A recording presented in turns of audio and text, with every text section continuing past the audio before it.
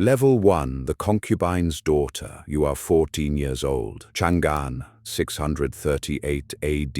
Your mother was a concubine, 4th tier, not even important enough to be remembered after your father died. The new wives scattered you like dust. No inheritance, no status, just a name that means nothing in a city built on names that mean everything. You learn embroidery because that's what powerless girls do, while they wait for someone else to decide their future. Your hands bleed into the silk. You don't cry about it. The palace sends recruiters through the city. They're looking for beauties to fill the imperial harem, hundreds of girls. Your mother pushes you forward. You are selected, not for your face, for something else they see behind your eyes, something that makes the eunuch pause and write your name twice. You enter the Forbidden City as a 5th-rank concubine, the lowest tier that still counts as human. There are 122 women ahead of you. The Emperor is 39. He will never notice you. That's what everyone thinks. Level 2. The calculated smile. You are 16. Emperor Taizong still hasn't touched you. 2 years in the palace, and you've served tea,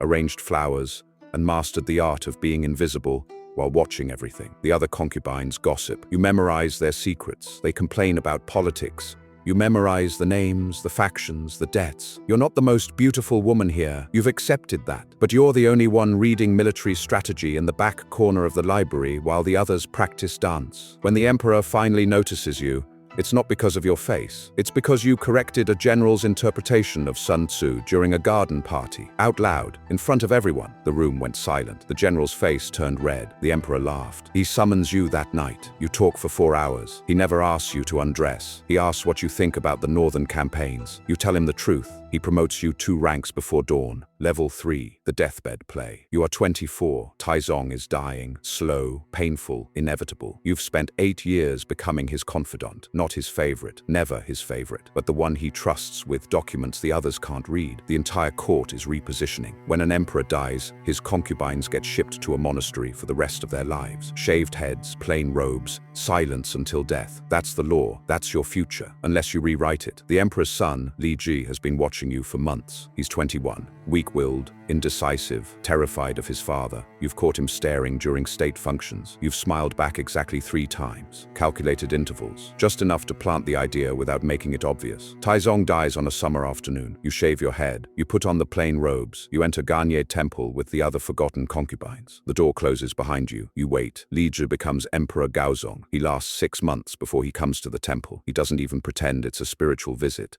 Level 4, the return. You are 26. The new Empress is furious. She spent years securing her position, and now the Emperor just retrieved his dead father's concubine from a monastery and installed her in the palace. It's scandalous. It's unprecedented. It's exactly what you planned. You don't compete with the Empress, not directly. You align with her. You bow lower than required. You compliment her robes. You ask her advice on trivial matters. She thinks you're harmless. Meanwhile, you're in the Emperor's bed every 3rd night, whispering about reforms, about corruption, about which officials are stealing from the treasury. He's not strong like his father. He needs someone to make decisions while he takes credit. You become that someone. Within a year, you're pregnant. The Empress has no children. You give birth to a son, then another, then a daughter. The daughter dies in her crib. She's barely a month old. You scream so loud the entire palace hears it. You accuse the Empress of murder. There's no proof. There doesn't need to be. The Emperor believes you because he wants to believe you. The Empress is stripped of her title, publicly disgraced and imprisoned. You ask the Emperor what he wants done with her. He says you decide. What follows is remembered as one of the cruelest acts of your rise. Her end is drawn out, deliberate, and impossible for the palace to ignore. Before it is over, you make sure everyone understands who now holds power. Level 5, the new title. You are 30, 655 AD. The Emperor names you Empress. First time in Chinese history, a former concubine rises this far. The court despises it. Traditionalists write furious protests and denounce your rule as unnatural. You have them exiled. 12 families gone. The Emperor's health is failing. Headaches, dizziness, moments where he can't remember his own name. You govern beside him, then in front of him, then without him entirely. He signs what you place in front of him. The imperial seal might as well be yours. Level 6, the Shadow Throne. You are 35. 660 AD. The emperor sits in court, but his eyes are vacant. He nods when you touch his shoulder, signs when you place the brush in his hand. The ministers know, everyone knows, but saying it out loud is treason, so they bow to him and report to you. You've built a network that spans every province. Governors send their reports directly to your chambers. Military generals wait for your approval before moving troops. You don't need the title.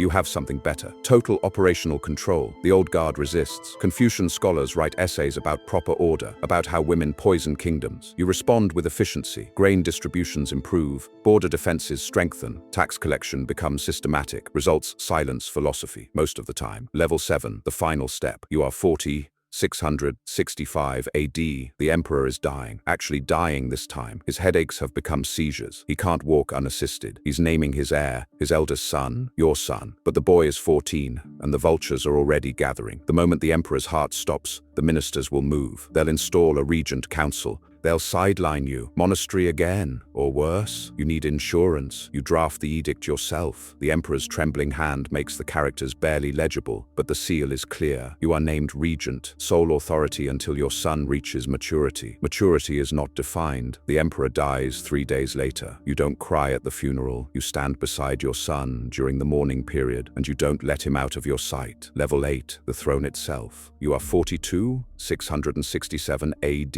Your son is emperor in name. You are regent in title, but the court is fragmenting. Ministers form factions. Some support your son, some want you removed, some are just waiting to see who wins. Your son is complaining, quietly at first. He wants to rule, actually rule. He's 16 now, old enough, he says. You watch him during council meetings. He agrees with whoever spoke last. He changes his mind 3 times in an hour. He's his father's son. The ministers are using him, feeding him ideas, turning him against you. You call a private meeting, just you and him. You explain very calmly that he's being manipulated. He argues, voice rising. You let him finish. Then you have him removed from court, not deposed, just sidelined. He's still emperor. He's just not making decisions anymore. The difference is subtle but absolute. Level 9, the new dynasty. You are 65, 690 AD.